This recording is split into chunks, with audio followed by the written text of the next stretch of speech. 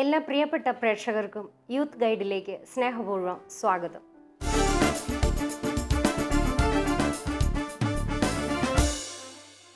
എല്ലാം കത്തിയെരിഞ്ഞ ഒരു ദേശത്തിൽ നിന്ന് ലോത്ത് ഓടി അകലുമ്പോൾ കയ്യിൽ കരുതിയിരുന്നത് ഒരു മുന്തിരിവള്ളി മാത്രമായിരുന്നു. ഏറ്റവും ഹീനമായ പ്രവൃത്തികളിലേക്ക് അയാളെ കൊണ്ടെത്തിച്ചതും ആ മുന്തിരിവള്ളിയുടെ ഫലങ്ങളായിരുന്നു. മദ്യപാനം ഒരു പാപമല്ല എന്ന് വാദിക്കുന്നവർ പോലും പല ഇടർച്ചകളുടെയും വേരായി അത് മാറുന്നു എന്ന് സമ്മതിക്കാതിരിക്കില്ല. ഇന്നത്തെ യൂത്ത് ഗൈഡിലെ വിഷയം യുവജനങ്ങളുടെ ഇടയിലെ മദ്യപാനവും മയക്കുമരുന്നും എന്നതാണ്. ഈ വിഷയത്തെക്കുറിച്ച് നമ്മോട് സംസാരിക്കുന്നതിനായി ശ്രീമതി ഗ്രേസ് ലാൽ നമ്മോടൊപ്പം ഉണ്ട്.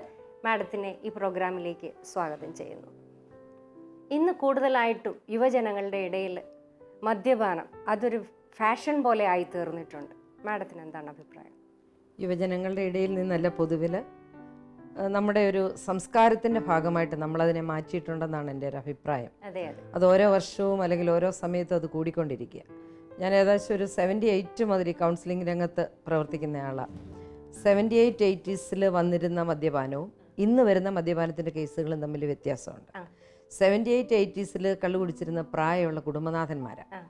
അതായത് വീട്ടിലുള്ളതെല്ലാം വിറ്റുപെറുക്കി കുടിക്കുക, അല്ലെങ്കിൽ പിന്നെ ഭാര്യയുടെ താലിമാല വരെ പണയം വെച്ച് കുടിക്കുക, അങ്ങനെ ഒരു രീതിയായിരുന്നു. അതിൻ്റെ ഫലം അനുഭവിച്ച് അതിൻ്റെ വേദനകൾ അനുഭവിച്ചിരുന്ന സ്ത്രീകൾ, കുഞ്ഞുങ്ങൾ, അങ്ങനെയുള്ള കേസുകളാണ്. പക്ഷെ ഇന്ന് നേരെ തിരിച്ച് മദ്യപിച്ച് ലക്കില്ലാതെ നടക്കുന്ന മയക്കുമരുന്നിന് അടിമകളായ മക്കളെ ഓർത്ത് വേദനിക്കുന്ന മാതാപിതാക്കൾ കൂടുതൽ കയറി വരുന്നുണ്ട്. ആണും പെണ്ണും എന്ന് വ്യത്യാസമില്ലാതെ വരുന്നു. അപ്പം അതിൻ്റെ കാരണമെന്ന് പറയുന്നത് ഇന്ന് മദ്യമെന്ന് പറയുന്നത് പലതരത്തിലാണ്. പലതരത്തിലാണ് മനുഷ്യനത് ഉപയോഗിക്കുന്നത്. ഒന്ന്, കമ്പനിക്ക് വേണ്ടി ഉപയോഗിക്കുന്നവരുണ്ട്. 2, മനപ്രയാസം വരുമ്പോൾ മനപ്രയാസത്തിൽ നിന്ന് മോചിതരാകാൻ കള്ളു കുടിക്കുന്നവരുണ്ട്. 3, ഒരു സ്റ്റാറ്റസ് സിമ്പലായിട്ട് അത് കുടിച്ചില്ലെങ്കിൽ ഒരു നാണക്കേടാണെന്ന് വിചാരിച്ചു വെച്ച് കുടിക്കുന്നവർ, സോഷ്യലൈസേഷന് വേണ്ടി കുടിക്കുന്നവരുണ്ട്. പിന്നെ വീടുകളിൽ ആരെങ്കിലും വന്നാൽ അത് വിളമ്പുക, നമ്മുടെ വീട്ടിൽ ഇത് സൂക്ഷിച്ചിട്ടില്ലെങ്കിൽ എന്തോ ഒരു നാണക്കേടാണെന്ന് വിചാരിച്ചിട്ട് വെച്ച് കള്ളു കുടിപ്പിക്കുന്നവരുണ്ട്. ചിലപ്പോൾ അവർ കുടിച്ചെന്ന് വരത്തില്ല. സ്ത്രീകളും മദ്യപിക്കുന്നുണ്ട്, കുട്ടികളും മദ്യപിക്കുന്നുണ്ട്. അതെ, എനിക്ക് ഉണ്ടായി കിടക്കുന്ന കുട്ടികൾക്ക് പിന്നെ ആദ്യമേ തന്നെ ഇത് തൊട്ട് കൊടുക്കുന്ന, നമ്മൾ പണ്ട് സ്വർണ്ണം വരച്ച് കൊടുക്കുന്നതിന് പകരം ഇതുപോലെ നാക്കിൽ വെച്ച് കൊടുക്കുന്ന ഒരു സംസ്കാരത്തിലേക്ക് നമ്മൾ പോവുകയാണ്. പക്ഷെ ഇന്ന് മദ്യത്തെക്കാളേറെ കൗൺസിലിങ്ങിന് വരുന്നത് മയക്കുമരുന്നിന് അടിമകളാകുന്ന ചെറുപ്പക്കാരാണ്.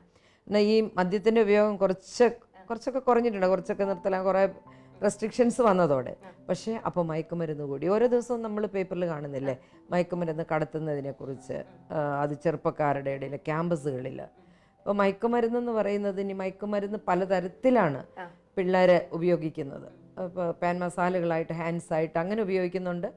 അല്ലാതെ തന്നെ ഇപ്പോൾ ഈ തിന്നർ പോലെയുള്ള സാധനങ്ങൾ, വൈറ്റ്നർ പോലെയുള്ള സാധനങ്ങൾ, അതൊക്കെ ഉപയോഗിച്ച് നല്ല കിക്ക് കിട്ടി ബോധമില്ലാതെ നടക്കുന്ന കുട്ടികളുണ്ട്. ഇതിൻ്റെ പ്രധാനപ്പെട്ട കാരണങ്ങളിലേക്ക് നമുക്ക് പോയാൽ പൊതുവിൽ എനിക്ക് തോന്നുന്നു പിള്ളേരുടെ എണ്ണം കുറച്ചതും കുടുംബത്തിൻ്റെ ആ വ്യവസ്ഥിതികൾ മാറിയതും ഒരു കാരണമാണെന്ന് തോന്നുന്നുണ്ട്. പണ്ടെന്ന് പറഞ്ഞു കഴിഞ്ഞാൽ കുടുംബനാഥൻ മദ്യപിച്ചാൽ തന്നെ അത് ആരും അറിയാതെ പുറകെ കൂടെ വീട്ടിൽ വന്ന് കയറി കിടക്കുന്നു. അത് ഭാര്യ മാത്രം അറിയുന്നു, മക്കൾ പോലും അപ്പൻ കള്ളു കുടിക്കുന്ന അറിഞ്ഞിരുന്നില്ല. പക്ഷേ ഇപ്പം അങ്ങനെയുള്ള ഒരു ഇതല്ല. അപ്പോൾ അപ്പനും അമ്മയും മക്കളും കൂടെ ഒരുമിച്ചുള്ള കുടുംബ സദസ്സുകളിൽ മദ്യം വിളമ്പാൻ, അല്ലെ എടുത്തു കുടിക്കാൻ, അല്ലെ മോളോട് ഗ്ലാസ് എടുത്തോണ്ട് പാടി, മോനോട് അത് ഒഴിച്ചു കൊടുക്കട, അങ്ങനെ പറയുന്ന മാതാപിതാക്കൾ. പിന്നെ ഈ ക്ലബ്ബുകൾ, അങ്ങനെയുള്ള സംസ്കാരം കുറച്ച് കൂടിയിട്ടുണ്ട് ഇവിടെ. നമുക്ക് പലതരം ക്ലബ്ബുകളുണ്ട്. ഈ ക്ലബ്ബുകളിൽ ആഘോഷങ്ങളുണ്ട്. ഈ ആഘോഷങ്ങൾ അല്ലെങ്കിൽ ക്ലബ്ബുകളുടെ അവരുടെ മീറ്റിങ്ങുകളുണ്ട്. അങ്ങനെ മീറ്റിങ്ങുകൾ വരുമ്പോഴും ഞാൻ കാണുന്നത് പിള്ളേരെയാണ് വിളമ്പാൻ നിർത്തുന്നത്. അപ്പന്മാർക്ക് വിളമ്പാൻ മക്കളെയാണ് നിർത്തുന്നത്. അപ്പോൾ ആ കുട്ടികൾക്ക് ആദ്യമായിട്ട് മദ്യം കൊടുക്കുന്ന വീട്ടിലുള്ളവർ തന്നെയാണെന്നാണ് പിള്ളേർ എൻ്റെ അടുത്ത് പറയാറുള്ളത്. ഇപ്പോൾ 8ാം ക്ലാസ്സിലോ 10ാം ക്ലാസ്സിലോ പഠിക്കുന്ന കുട്ടി മദ്യപിച്ച ഒരു കേസ് വരുമ്പോൾ ഞാൻ ചോദിക്കുമ്പോൾ പറയാം, അവൻ ആദ്യം പറയുന്നത് ഒന്നിൽ അങ്കിളാണ് തന്നത്, അത് ഇന്ന കല്യാണത്തിന് നിന്നപ്പോൾ എന്നെയായിരുന്നു ഏൽപ്പിച്ചിരുന്നത്, അല്ലെ എൻ്റെ കസിൻസ് ഉണ്ടായിരുന്നു, ഞങ്ങളെയാണ് ഏൽപ്പിച്ചിരുന്നത്, അപ്പോൾ അങ്കിളാ പറഞ്ഞത് നീ ഒരു പെഗ് കഴിച്ചോളെ, അല്ലെങ്കിൽ പറയും എൻ്റെ ചിറ്റപ്പനാ പറഞ്ഞത് നീ ഒരു പെഗ് കഴിച്ചോളെ. അപ്പോൾ ഞങ്ങൾ വീട്ടിൽ നിന്ന് തന്നെ കുടിച്ചു പഠിച്ചു എന്ന് പറയുന്നവരുണ്ട്. പിന്നെ സ്കൂളുകളിലാണെങ്കിലും ഇപ്പോൾ ഈ നമ്മൾ വെള്ളത്തിന് പകരം കുപ്പിക്കകത്ത് ഇത് ഡൈല്യൂട്ട് ചെയ്ത് അപ്പൻ്റെ അടുത്ത് ഡൈല്യൂട്ട് ചെയ്ത് കൊണ്ടുവന്ന് ക്ലാസ്സിൽ കുടിച്ച് ടീച്ചർ പിടിച്ച കേസുകൾ പോലും കൗൺസിലിങ്ങിന് എൻ്റെ അടുത്ത് വന്നിട്ടുണ്ട്. അപ്പോൾ അതിനകത്ത് നമ്മൾ മനസ്സിലാക്കേണ്ട ഒരു ഭാഗം എന്ന് പറയുന്നത് ഈ മദ്യം പലതരത്തിലാണ് കുടുംബ ജീവിതങ്ങളെ അല്ലെങ്കിൽ മനുഷ്യ ജീവിതങ്ങളെ നശിപ്പിച്ചുകൊണ്ടിരിക്കുന്നത്. ഇത് ഡയറക്റ്റ് തലച്ചോറിലേക്ക് ചെല്ലുന്ന ഒരു സാധനം. ഭക്ഷണം കഴിച്ചാൽ അത് ദഹിച്ചിട്ടാണ് പോകുന്നത്. ഇതങ്ങനെയല്ല, ആൽക്കഹോൾ ഡയറക്റ്റ് ബ്രെയിനിനകത്തേക്ക് പോവുകയാണ്. ഈ ബ്രെയിൻ സെൽസ് ഡാമേജ് ആയിക്കൊണ്ടിരിക്കുക. അപ്പം ആദ്യമേ തന്നെ അത് ഈ 80,000 നെർവ് സെൽസിനകത്ത് കിടന്നൊന്ന് വട്ടം കറങ്ങി ആദ്യം ഒരു ബ്ലാക്ക് സ്പോട്ടായിട്ട് എവിടെയെങ്കിലും പറ്റിപ്പിടിക്കും. കുറേ കഴിയുമ്പോൾ ആ സ്പോട്ട് കുറച്ചും കൂടെ വലുതാകും. നമ്മളിപ്പോൾ കൈത്തോടുകളിലൊക്കെ വെള്ളം ഒഴുകുമ്പോൾ അതിൻ്റെ അടിയിൽ പായൽ പറ്റിപ്പിടിക്കുന്ന പോലെ തലച്ചോറിലെ സെൽസിനകത്ത് ചെത്തൽ പോലെ പായൽ പോലെ ഇത് പറ്റിപ്പിടിക്കുക. ആൽക്കഹോൾ ഈ കെമിക്കലും കൂടെ പ്രതിപ്രവർത്തിച്ച് ഇത് കുട്ടികൾക്കറിയില്ല. കുറേ കഴിയുമ്പോൾ ഈ സെൽസ് ഡാമേജ് ആകും. സെൽസ് ഡാമേജ് ആകുമ്പോൾ ഉണ്ടാകുന്ന പ്രശ്നം എന്താണെന്ന് വെച്ചാൽ ഇവർക്കൊരു ഗിഡിനെസ്, ആദ്യം ഉണ്ടാകുന്ന ഒരു ഗിഡിനെസ്, ഒരു ചെറിയ വിഷമമൊക്കെ ആയിരിക്കും. ആ ഗിഡിനെസ് മാറ്റണമെങ്കിൽ ഒരു പെഗ് അടിക്കണം. ഒരു പെഗ് അടിക്കുമ്പോൾ സംഭവിക്കുന്നത് എന്താണെന്ന് ചോദിച്ചാൽ ഈ പറ്റിപ്പിടിച്ച സാധനം ഡൈല്യൂട്ട് ചെയ്തിട്ട് ബ്ലഡ് സർക്കുലേഷൻ ഈസി ആക്കുക. അത് പിള്ളേർക്കറിയില്ല. അപ്പോൾ ഒരു കിക്ക് കിട്ടുന്നവർക്കൊരു സുഖം കിട്ടുന്നു. അപ്പോൾ പിന്നീട് ഇത് കൂടുതൽ കഴിക്കേണ്ടി വരും. അങ്ങനെ കൂടുതൽ കഴിക്കുമ്പോഴത്തേക്ക് ഇവർ അഡിക്ഷനിലേക്ക് വരിക. അപ്പോൾ അതിനൊത്തിരി സൈഡ് ഇഫക്ട്സ് ഉണ്ടാകുന്നു എന്നുള്ളത് കുട്ടികൾക്ക് മനസ്സിലാവുന്നില്ല, അല്ലെങ്കിൽ മുതിർന്നവർക്ക് മനസ്സിലാവുന്നില്ല. ഇപ്പം എനിക്ക് വരുന്നതിൽ കൂടുതൽ കുട്ടികളും മദ്യപിക്കുന്നതിൻ്റെ ആഫ്റ്റർ ഇഫക്റ്റ്, അതായത് പഠിക്കാൻ പറ്റുന്നില്ല, ഓർമ്മശക്തി നശിക്കുന്നു, അല്ലെങ്കിൽ കോൺസെൻട്രേഷൻ ഇല്ല, ഇങ്ങനെയുള്ള കാര്യങ്ങൾ പറഞ്ഞാണ് പലപ്പോഴും പേരൻസ് കുട്ടിയായിട്ട് വരുന്നത്. ഈ കുട്ടി ഇത് ഉപയോഗിക്കുന്നുണ്ടെന്ന് പേരൻസ് അറിയുന്നില്ല. പലപ്പോഴും ഇവർക്ക് എന്തുകൊണ്ട് പെട്ടെന്ന് ദേഷ്യം വരുന്നു, ഇവർക്ക് പെട്ടെന്ന് ദേഷ്യം വരും, പെട്ടെന്ന് ഇവർ പൊട്ടിത്തെറിക്കും, ചിലപ്പോൾ വീട്ടിലുള്ളതെല്ലാം എറിഞ്ഞുടയ്ക്കും. അപ്പോൾ ഈ കൊച്ചൻ മയക്കുമരുന്ന് ഉപയോഗിക്കുന്നുണ്ടോ ഇല്ലയോ എന്ന് അറിയുന്നില്ല. ഇപ്പം നമ്മുടെ പ്രൊഫഷണൽ കോളേജുകളിലെ കുട്ടികളിൽ മദ്യത്തിൻ്റെ മയക്കുമരുന്നിൻ്റെ ഉപയോഗം വളരെ കൂടിയിട്ടുണ്ട്. കാരണം ബർത്ത്ഡേ ആഘോഷങ്ങൾ, ഓരോ ആഘോഷങ്ങൾ, കോളേജുകളിൽ പ്രത്യേകിച്ചും ഫ്രണ്ട്സിന്റെ ഇൻഫ്ലുവൻസ് കൊണ്ടാണ് അവർ തുടങ്ങുന്നത്. മാഡം, ഈ വിദ്യാർത്ഥികളുടെ ഇടയിൽ, കോളേജിലെ വിദ്യാർത്ഥികളുടെ ഇടയിൽ പ്രത്യേകിച്ചും മദ്യപാനത്തിന്റെ കാര്യം പറഞ്ഞപ്പോൾ നമുക്കൊരു കത്ത് വന്നിട്ടുണ്ട്. അതിലേക്കൊന്ന് നമുക്ക് പോവാം. കണ്ണൂരിൽ നിന്നൊരു റീന എഴുതുന്ന കത്താണ്. എൻ്റെ കസിൻ്റെ അനുഭവമാണ് ഇത്. നാട്ടിൽ പഠിക്കുന്ന കാലത്ത് ദുശീലങ്ങളൊന്നുമില്ലാത്ത മിടുക്കനായ വിദ്യാർത്ഥിയായിരുന്നു അവൻ. എന്നാൽ എഞ്ചിനീയറിങ്ങിന് പഠിക്കാൻ ബാംഗ്ലൂരിൽ പോയതാണ് അവൻ്റെ ജീവിതം മാറ്റിമറിച്ചത്. കൂട്ടുകാരുടെ നിർബന്ധത്തിന് വഴങ്ങി മദ്യവും മയക്കുമരുന്നും ഉപയോഗിച്ചു തുടങ്ങി. പഠനം ഉഴപ്പി. ഒടുവിൽ ഡി അഡിക്ഷൻ സെൻറ്ററിൽ 3 മാസം വരെ ചെലവഴിച്ചു. ഇപ്പോഴും സാധാരണ ജീവിതത്തിലേക്ക് പൂർണ്ണമായി തിരിച്ചു വന്നിട്ടില്ല. എങ്ങനെ അവനെ ഒരു സാധാരണ വ്യക്തിയായിട്ട് മാറ്റിയെടുക്കാൻ പറ്റും? എല്ലാ മാതാപിതാക്കൾക്കുള്ള ഒരു താക്കീതാണ് ഈ കത്ത്. കാരണം എന്നാണെന്നറിയാം, സ്കൂൾ വിദ്യാഭ്യാസം എന്ന് പറയുന്നത് ഇന്ന് മാതാപിതാക്കളും ടീച്ചേഴ്സും ഒത്തിരി ശ്രദ്ധിക്കുന്ന ഒരു സമയം. കാരണം +2 വരെയുള്ള സമയത്ത് എൻട്രൻസ് കോച്ചിങ് അല്ലെങ്കിൽ മെഡിക്കൽ എൻട്രൻസ് എന്നൊക്കെ പറഞ്ഞ് മാതാപിതാക്കൾ ഒത്തിരി പുറകെ നടക്കും. പിള്ളേർക്ക് ഒത്തിരി സ്ട്രെസ്സുണ്ട് ഈ സമയത്ത്. ടീച്ചേഴ്സ് സ്കൂളിൽ നല്ല റിസൾട്ടിന് വേണ്ടി കൊടുക്കുന്ന സ്ട്രെസ്സ്, വീട്ടിൽ പേരൻസ് അഡ്മിഷന് വേണ്ടി കൊടുക്കുന്ന സ്ട്രെസ്സ്. അപ്പോൾ ഈ സ്ട്രെസ്സ് കൊടുക്കുന്ന സമയത്ത് ഈ പിള്ളേരെ നമ്മൾ കൃത്യമായിട്ട് ശ്രദ്ധിക്കുകയും അവരുടെ പുറകെ നടക്കുകയും അവർ പഠിക്കുന്നുണ്ടോ ഇല്ലയോ എന്നൊക്കെ ശ്രദ്ധിക്കുകയൊക്കെ ചെയ്യും. ഇത് കഴിഞ്ഞ് നമ്മൾ ഇവരെ പഠിക്കാനായിട്ട് വീണ്ടും എഞ്ചിനീയറിങ്ങിനോ മെഡിക്കൽ എന്തിനെങ്കിലും നമ്മൾ പുറത്തേക്ക് അയക്കുക.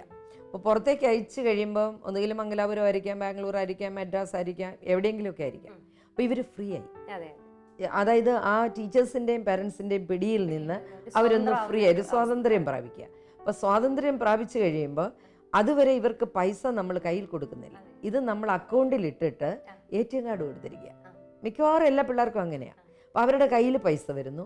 അവരാണ് തീരുമാനിക്കുന്നത് എന്തിന് ഉപയോഗിക്കണം, എങ്ങനെ ഉപയോഗിക്കണം. പിന്നെ കൂട്ടുകെട്ടുകൾ. മറ്റത് നമുക്ക് നമ്മുടെ നാട്ടിലുള്ളവരായിരിക്കും കൂടുതലും സ്കൂളിൽ +2 വരെ പഠിക്കുന്നത്. അപ്പോൾ അവരുടെ പേരൻസിനെ നമുക്കറിയാം, അല്ലെങ്കിൽ അവരെവിടുത്തെ പിള്ളേരാണെന്നറിയാം. അപ്പോൾ ഒത്തിരി തരികിട കാണിച്ചാലും നമ്മളറിയും. മറ്റേത് അങ്ങനെയല്ല. പല സ്ഥലങ്ങളിൽ നിന്ന് വരുന്ന കുട്ടികളാണ് ഈ പ്രൊഫഷണൽ കോളേജുകളിൽ പുറത്തൊക്കെ പഠിക്കാൻ വരുന്നത്. അപ്പോൾ അവരുടെ ഇൻഫ്ലുവൻസ് ഈ പിള്ളേർക്കുണ്ട്. പേരൻസും പതുക്കെ ഇവരുടെ പിറകെ നടക്കുന്ന പണി അങ്ങ് നിർത്തും. പൈസ അയച്ചു കൊടുക്കും. അമ്മ അതിന് പൈസയില്ല, അമ്മ ഇതിന് പൈസയില്ല. അപ്പോൾ അത് അയച്ചു കൊടുക്കുക മാത്രം നമ്മൾ ചെയ്യുന്നു. പേരൻസ് പോകുകയോ ശ്രദ്ധിക്കുകയോ ഒന്നും ചെയ്യുന്നില്ല. മിക്കവാറും കുട്ടികൾക്ക് ഈ പ്രൊഫഷണൽ കോളേജുകളിൽ പുറത്തൊക്കെ പഠിക്കുന്ന കുട്ടികൾ എൻ്റെ അടുത്ത് കൗൺസിലിങ്ങിന് വരുന്ന കേസുകളിൽ അറ്റൻഡൻസ് ഇല്ല എക്സാം എഴുതാൻ. പിന്നെ 10, 20, 30 പേപ്പറുകൾ ബാക്കപ്പായിട്ട് അവർക്ക് അത് കിട്ടുന്നില്ല. അവസാനമാകുമ്പോൾ അവർ കോഴ്സ് സർട്ടിഫിക്കറ്റുമായിട്ട് ഇറങ്ങി വരുന്ന സ്ഥിതിവിശേഷം ഞാൻ കാണാറുണ്ട്.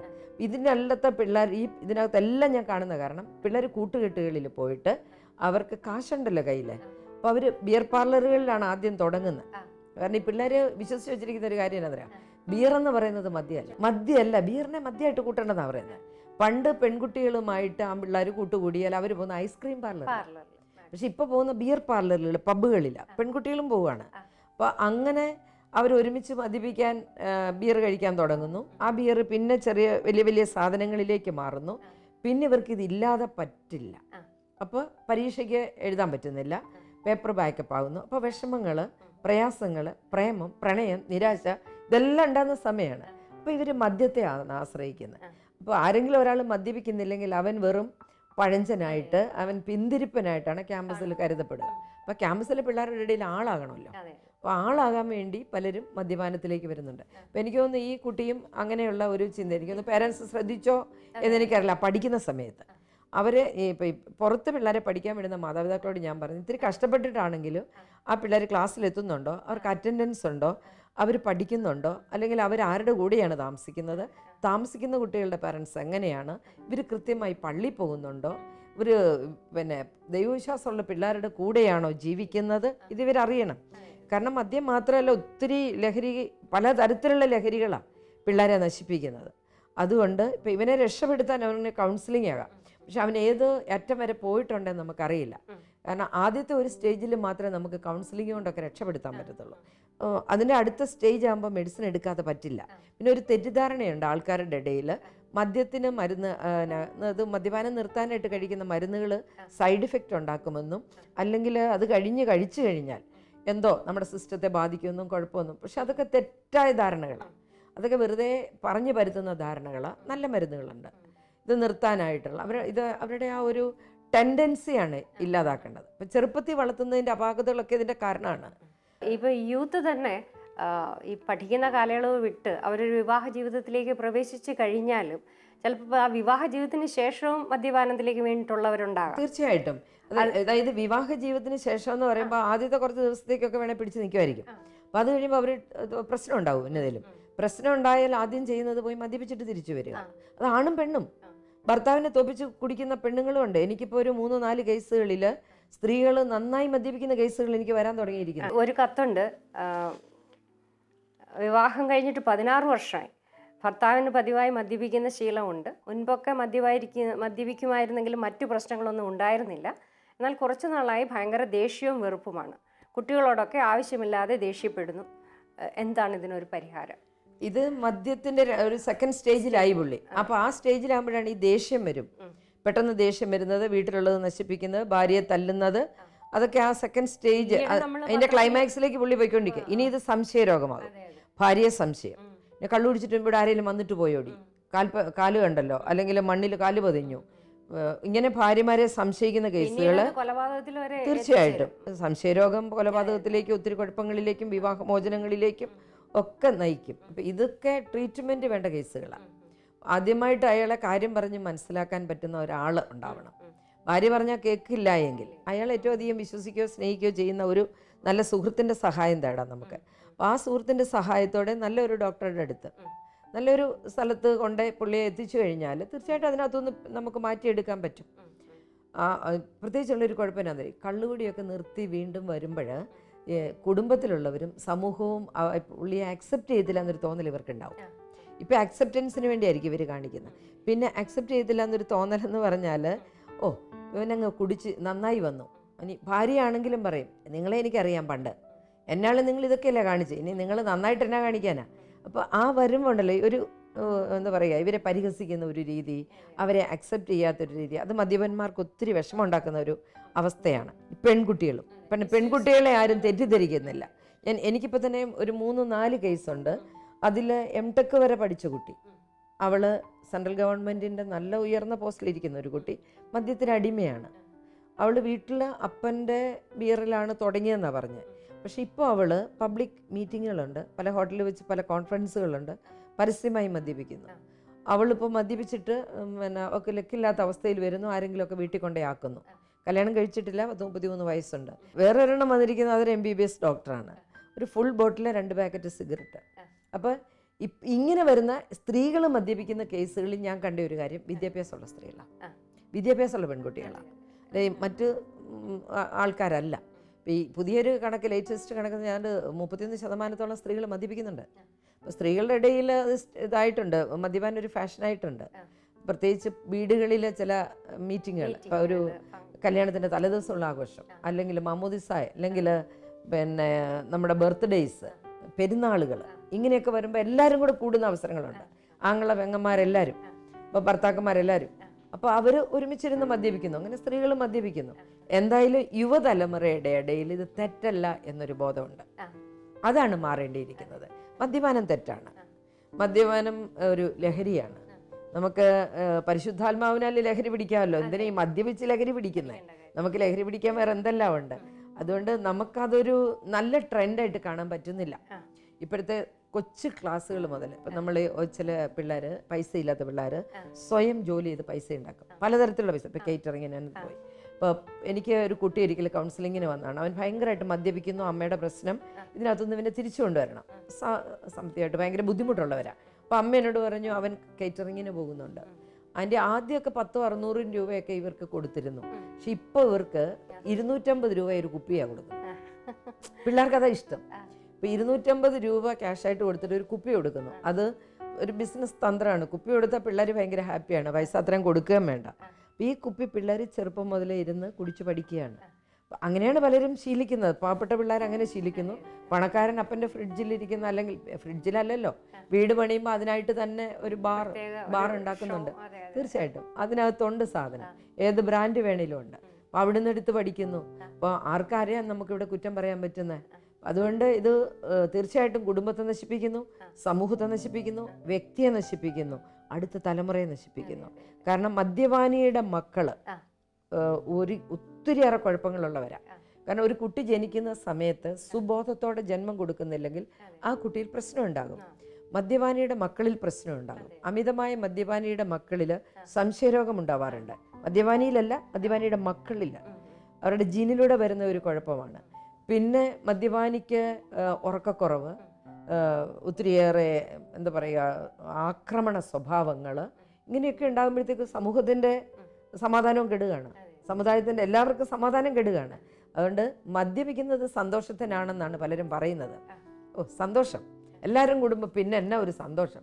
പൊരുത്തൻ ഗൾഫിൽ നിന്ന് അവധിക്ക് വന്നാൽ അവന് ആദ്യം എയർപോർട്ടിൽ ഇറങ്ങിയിട്ട് നല്ല സാധനങ്ങൾ മുതൽ കുപ്പി മേടിച്ചുകൊണ്ട് ഇങ്ങ് പോരുക. കാരണം അവന് അപ്പനെ സന്തോഷിപ്പിക്കാൻ, ചിറ്റപ്പനെ സന്തോഷിപ്പിക്കാൻ, കാർന്നോനെ സന്തോഷിപ്പിക്കാനാണ് ഈ കുപ്പിയും കൊണ്ട് വരുന്നത്. അപ്പം മകനെ കൊണ്ട് ഇത് മേടിക്കാൻ, അല്ലെങ്കിൽ ഇത് സന്തോഷിപ്പിക്കാൻ ആരെ പഠിപ്പിക്കുന്നത്? പാരൻസ് തന്നെയല്ലേ, അല്ലെ മുതിർന്ന തലമുറ തന്നെയല്ലേ? അതുകൊണ്ട് മുതിർന്ന തലമുറ ആദ്യമേ ഇതൊന്ന് നിർത്തുക. അപ്പം അതുകൊണ്ട് നമുക്ക് ഒരു എഡ്യൂക്കേഷനാണ് ഇതിന് വേണ്ടത്. മദ്യത്തിൻ്റെ വിപത്തിനെ കുറിച്ച് ചെറുപ്പം മുതലേ, കൊച്ചു ക്ലാസ്സുകൾ മുതലേ ആൺകുട്ടികൾക്കും പെൺകുട്ടികൾക്കും മദ്യത്തിൻ്റെയും മയക്കുമരുന്നിൻ്റെയും ഉപയോഗം വരുത്തി വയ്ക്കുന്ന വിനകളെക്കുറിച്ചുള്ള നല്ല ട്രെയിനിങ് ക്ലാസ്സുകൾ കൊടുക്കണം. അപ്പോൾ അവരത് മനസ്സിലാക്കണം, എന്തുകൊണ്ടാണ് ഇത് മുതിർന്ന തലമുറ അല്ലെങ്കിൽ നമ്മൾ വേണ്ട എന്ന് പറയുന്നത്. പണത്തിൻ്റെ ദുരുപയോഗം മാത്രമല്ല, കാരണം മദ്യപിച്ച് കടം കയറി ഒത്തിരി പേരെ അറിയാം. ഈയിടെ ഒരു സ്ത്രീ എന്നോട് വന്ന് പറഞ്ഞു, ഒരു വിധവയാണ്, ഭർത്താവ് മരിച്ചു, ഭയങ്കര മദ്യപാനിയായിരുന്നു. അപ്പോൾ നേരത്തെ എൻ്റെ അടുത്ത് ഇവർ കൗൺസിലിങ്ങിന് കുറേ വർഷം മുമ്പ് വന്നിട്ടുണ്ട്. അപ്പോൾ ഈയിടെ വന്ന മോളെ കൊണ്ട് വന്നാൽ, അപ്പോൾ ഞാൻ ഹസ്ബൻഡിനെ കുറിച്ച് ചോദിച്ചപ്പോൾ എന്നോട് പറഞ്ഞു, മാഡം അയാൾ മരിച്ചു. എന്നിട്ട് ഇവർ പറഞ്ഞു എന്നാന്നറിയാം, ചത്തത് നന്നായി. വളരെ സന്തോഷത്തോടെ അവരെന്നോട് പറയാ, ചത്തത് നന്നായി. ഞാൻ പെട്ടെന്ന് ചോദിച്ചു, ഭർത്താവല്ലേ, അങ്ങനെ ചിന്തിക്കാൻ പാടുണ്ടോ? അപ്പോൾ എന്നോട് പറഞ്ഞു, അല്ല മാഡം, എന്നെ കല്യാണം കഴിച്ചപ്പോൾ 7 ഏക്കർ ഉണ്ടായിരുന്നു, ഇപ്പോൾ 7 സെൻറ്റായി. അയാൾ ജീവിച്ചിരുന്ന 7 സെൻറ്റ് തീർന്നേനെ. അപ്പം അതുകൊണ്ട് ചത്തത് നന്നായി. അപ്പോൾ ഒത്തിരി സ്ത്രീകളുടെ കണ്ണുനീര്, ഒത്തിരി സ്ത്രീകളുടെ വേദന നമ്മുടെ നാട്ടിലുണ്ട്. മയക്കുമരുന്ന്, മദ്യപാനം നിർത്തുമ്പോഴാണ് മയക്കുമരുന്ന് അതിനേക്കാളും ദൂഷ്യം ചെയ്യുന്നതാണ്. മയക്കുമരുന്ന് നമ്മുടെ 3 സിസ്റ്റത്തെ ഇത് ബാധിക്കുന്നു. 1 ബ്രെയിനിനെ ബാധിക്കുന്നു, 2 ലിവറിനെ ബാധിക്കുന്നു, 3 കിഡ്നിയെ ബാധിക്കുന്നു. ഈ 3 സിസ്റ്റം ഡാമേജ് ആവുക, ഇതൊരു സ്ലോ ഡെത്താണ്. അതാർക്കും അറിയത്തില്ല. ഇതൊരു ആത്മഹത്യയാണ്. അത് കൊച്ചുകുട്ടികൾക്ക് അറിയില്ല. പലപ്പോഴും കൗൺസിലിങ്ങിൽ ഇരിക്കുമ്പോഴാണ് ഞാനിങ്ങനെ ഇതിൻ്റെ ദൂഷ്യത്തെക്കുറിച്ച്, അല്ലെങ്കിൽ അത് ബ്രെയിനിനെ അഫക്റ്റ് ചെയ്യുന്നത് എങ്ങനെയാണ്, നിങ്ങൾക്ക് അവസാനം സ്ട്രോക്ക് ഉണ്ടായി പാരലൈസ് ചെയ്യാം, അല്ലെങ്കിൽ നിങ്ങൾക്ക് പെട്ടെന്നുള്ള വേറെ കുഴപ്പങ്ങൾ, കിഡ്നി ഫെയിലിയർ വരാം, ഇങ്ങനെ പല പ്രശ്നങ്ങൾ വരാമെന്ന് പറയുമ്പോഴേ പിള്ളേർ ചോദിക്കുന്നത് അതെങ്ങനെ സംഭവിക്കുന്നത്. അപ്പം അത് സിസ്റ്റമാറ്റിക്കായിട്ട് ആരും പറഞ്ഞു കൊടുക്കുന്നില്ല. സിസ്റ്റമാറ്റിക്കായിട്ട് നമ്മുടെ ചെറിയ തലമുറ ഇത് പഠിക്കണം അല്ലെങ്കിൽ ഇത് മനസ്സിലാക്കണം. എന്തുകൊണ്ടാണ് മദ്യപിച്ചാരും സന്തോഷിക്കുന്നില്ല? നമ്മൾ യാത്രയിൽ ചിലപ്പോൾ കണ്ടെത്താറുണ്ട്. ചിലപ്പോൾ നമ്മൾ കാറിലൊക്കെ പോകുമ്പോൾ ഈ സൈഡിലൊക്കെ ഇങ്ങനെ മദ്യപിച്ച് വഴി കിടക്കുന്നു, വരാന്ത കിടക്കുന്നു, തുണിയില്ലാതെ ജനിച്ച പടി കിടക്കുന്നു. ഇതൊക്കെ കാണുമ്പോൾ എനിക്കറിയില്ല, നമുക്ക് ചിരിക്കാൻ പറ്റുന്നില്ല, നമ്മൾ വേദനിക്കുക. വളരെയധികം സമൂഹത്തിൻ്റെ മനസാക്ഷി ഉണരേണ്ട ഒരു വിഷയമാണ് മദ്യവും മയക്കുമരുന്ന്, പ്രത്യേകിച്ച് പുതിയ തലമുറയെ, ചെറുപ്പക്കാരെ. നമ്മൾ സാമ്പത്തികമായിട്ടുള്ള വിഷമങ്ങൾ മാത്രമല്ല അതിനകത്ത്, മാനസിക ആരോഗ്യം തകരുന്നു, ശാരീരിക ആരോഗ്യം തകരുന്നു, കുടുംബ സമാധാനം തകരുന്നു, ദൈവത്തിൽ നിന്ന് അവരകലുന്നു, ദൈവത്തിൽ നിന്ന് അകലുന്നു. അപ്പോൾ ആ ദൈവത്തിങ്കലേക്ക് മനുഷ്യൻ, പുതിയ തലമുറയെ നമുക്ക് അടുപ്പിക്കണം. അപ്പം അതുകൊണ്ട് ഇതിനെതിരെയുള്ള പ്രവർത്തനങ്ങൾ നമുക്ക് ചെയ്യാൻ പറ്റുന്നുണ്ട്. പിള്ളേർക്ക് നല്ല സ്റ്റഡി ക്ലാസ്സുകൾ കൊടുക്കുക, മദ്യത്തിൽ നിന്നും മയക്കുമരുന്നിൽ നിന്നും അവരെ നമുക്ക് രക്ഷപ്പെടുത്തിയെടുക്കാൻ സാധിക്കും. സാധിക്കില്ല എന്നൊരു വിശ്വാസം വേണ്ട. മരുന്ന് കഴിക്കുന്നതുകൊണ്ട് കുഴപ്പമുണ്ടെന്നും വിചാരിക്കേണ്ട. ആദ്യ കൗൺസിലിങ്, പിന്നെ കൗൺസിലിങ് പറ്റുന്നില്ലെങ്കിൽ അതിനുള്ള ട്രീറ്റ്മെൻറ്റ് ചെറിയ തോതിലുണ്ട്, വലിയ തോതിലുണ്ട്. അത് ആ ആളിനെ നോക്കിയാലേ നമുക്കറിയാൻ പറ്റത്തുള്ളൂ. രക്ഷപ്പെട്ട ധാരാളം പേരുണ്ട്. ധാരാളം മനുഷ്യർ തിരിച്ചു വന്നിട്ട് അതിനെതിരെ, മദ്യത്തിനെതിരെയൊക്കെ പ്രവർത്തിക്കുന്ന ധാരാളം പേരുണ്ട്. അതുകൊണ്ട് ഇത് അസാധ്യമെന്ന് യാതൊന്നുമില്ല, നമുക്കെല്ലാം സാധ്യമാണ്. അപ്പം അങ്ങനെ സാധ്യമായിക്കൊണ്ട് ചെറിയ തലമുറയെ മദ്യത്തിൽ നിന്നും മയക്കുമരുന്നിൽ നിന്നും രക്ഷപ്പെടുത്താനുള്ള ഒരു തീരുമാനം മുതിർന്ന തലമുറയ്ക്കുണ്ടെങ്കിൽ, മുതിർന്ന തലമുറയ്ക്ക് ജീവിത സാക്ഷ്യമുണ്ടെങ്കിൽ, അറ്റ്ലീസ്റ്റ് നമ്മുടെ കുടുംബങ്ങളിലെ കുടുംബ സദസ്സുകളിലെങ്കിലും ഇത് വിളമ്പത്തില്ല എന്ന് വീട്ടമ്മമാരെങ്കിലും ഒരു തീരുമാനമെടുത്തിരുന്നെങ്കിൽ എന്ന് ഞാനും ആശിക്കാറുണ്ട്. അങ്ങനെയുള്ള ഒരു തീരുമാനത്തിലേക്ക് വന്നാൽ നമുക്ക് പല നന്മകളും ചെയ്യാൻ സാധിക്കുമെന്നാണ് എൻ്റെ ഉറച്ച വിശ്വാസം.